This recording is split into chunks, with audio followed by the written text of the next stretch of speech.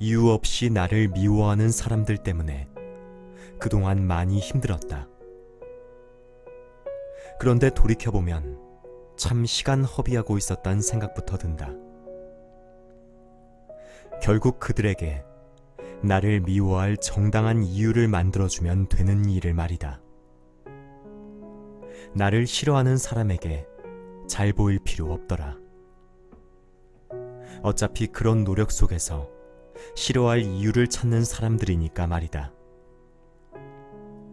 싫어하는 사람에게 싫어할 이유를 찾아주는 것. 이처럼 단순한 원리지만 실천으로 옮기기엔 다소 무리가 있다. 성격이 못되지 않거나 나보다 별난 사람이거나 등등 다양한 이유에서 말이다. 끝끝내 어설픈 흉내만 내고 말 바에는 이렇게 행동하는 건 어떨까? 성급하게 행동하지 말고 우선 생각부터 정리하자. 무례한 사람들을 현명하게 청소하는 법. 나는 왜 이 사람들을 지금 미워하고 있는가? 그들과 똑같은 행동을 취했을 때 내가 얻을 수 있는 것은 무엇인가? 반대로 나에게 끼칠 피해는 얼마나 되는가? 생각을 가지런히 정돈해보면 비로소 이성적인 생각을 할 수 있다. 치미는 분노에 머릿속이 미로 같을 때일수록 본질로 돌아가야 한다.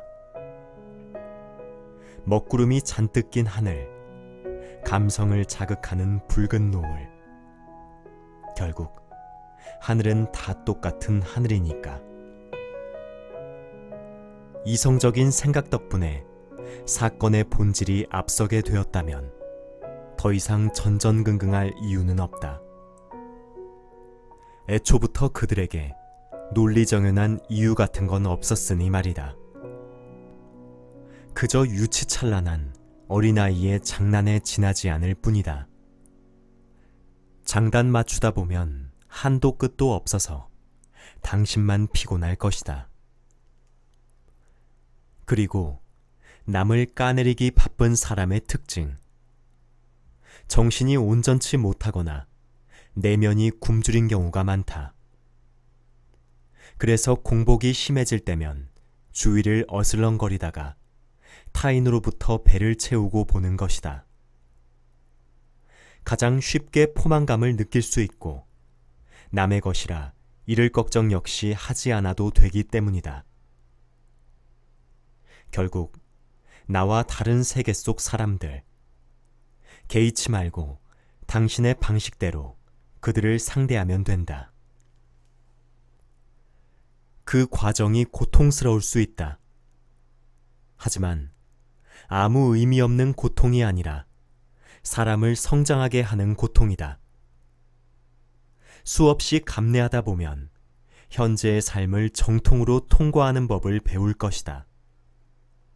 지혜롭게 할 것이고 삶을 견디는 법으로 너를 일깨워 줄 것이다. 우정은 영원하지 않을 것처럼 매번 흔들린다. 조금 더 확실한 게 있다면 그것은 돈. 지금은 친구도 내 곁에 마냥 있어주지 않을 것처럼 군다. 아무튼 인간관계만큼 변화무쌍한 건 없다. 더구나 내 마음이 전쟁터 같은데 무기력에 시달리는 중이라면 당분간 모든 관계를 멈추는 것이 이로울지 모르겠다. 우선 마음의 평정을 찾는 일이 급선무 아닌가. 괜찮은 척 연기를 하기엔 표정이 굳어있다. 내 삶 하나 건사 못하는 것만으로 이미 짜증이 나 있다.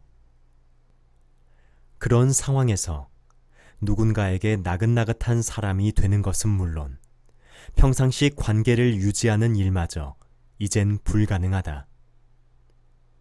그럴 때에는 모든 걸 내려놓고 잠시 쉬어가야 한다.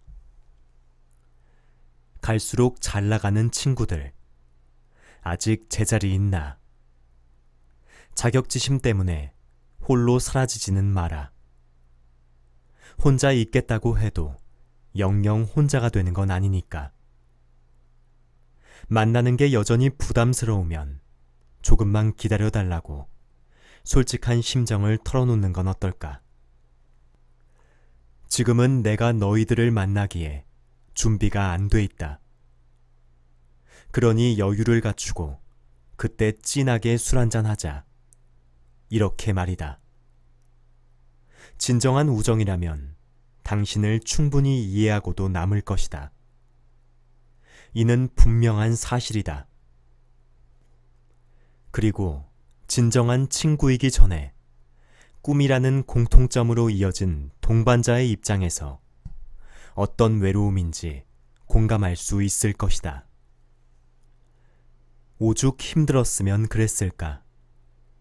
마음을 어루만져 주고 싶다. 하지만 여러모로 당신은 괜찮다 말하고도 싶다.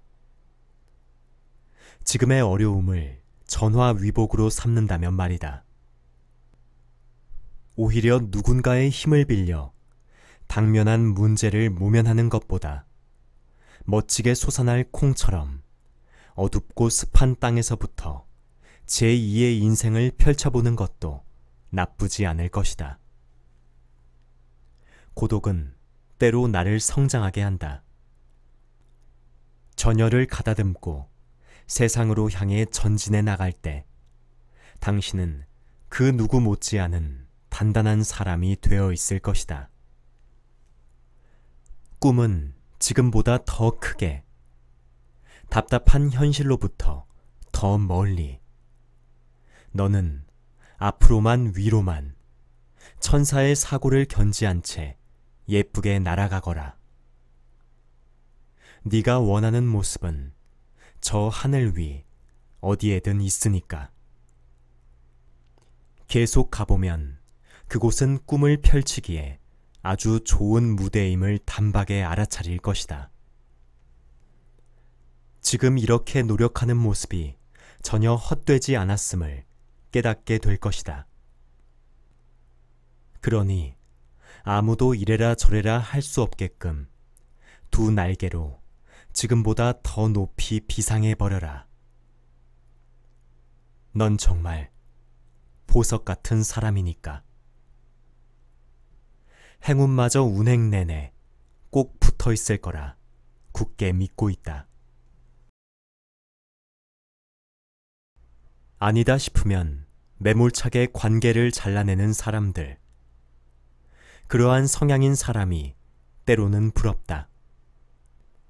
아니다 싶으면 상황부터 모면하고 보는 나와 다른 사람들. 먼저 떳떳하게 자신을 아낄 줄 아는 사람들이 부럽다. 당신과 나, 그리고 연결된 사람들의 판이한 입장 표명. 이후 정치질이 난무하는 숨막히는 암투극.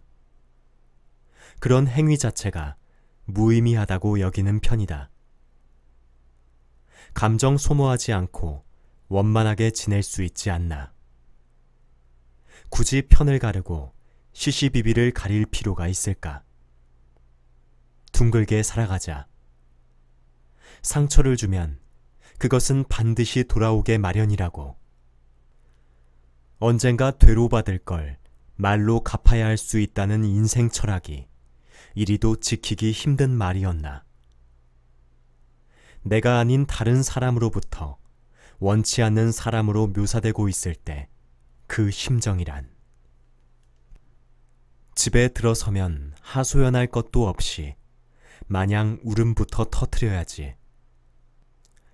굳은 마음으로 거울을 쳐다봤는데 이런 내가 한심스러워 보였는지 전날 밤 연신 술을 들이부은 몰골을 보자 웃음이 터져나왔다.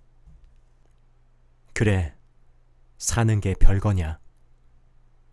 내 사람 내 관계 다 챙기면 뭐해. 돌아오는 건 공허뿐인데. 형식만 번지르르한 삶을 살아서 무슨 의미가 있지? 차후에 벌어질 일 따위 생각하지 않는 것. 에라 모르겠다는 심정으로 보기 좋게 관계를 망가뜨리기도 하면서 살아봐야지. 진짜 내 인생을 위해서. 역시 정답은 없다. 줄곧 믿어온 관계 처세술이 틀렸을 수도 있다는 뜻이다.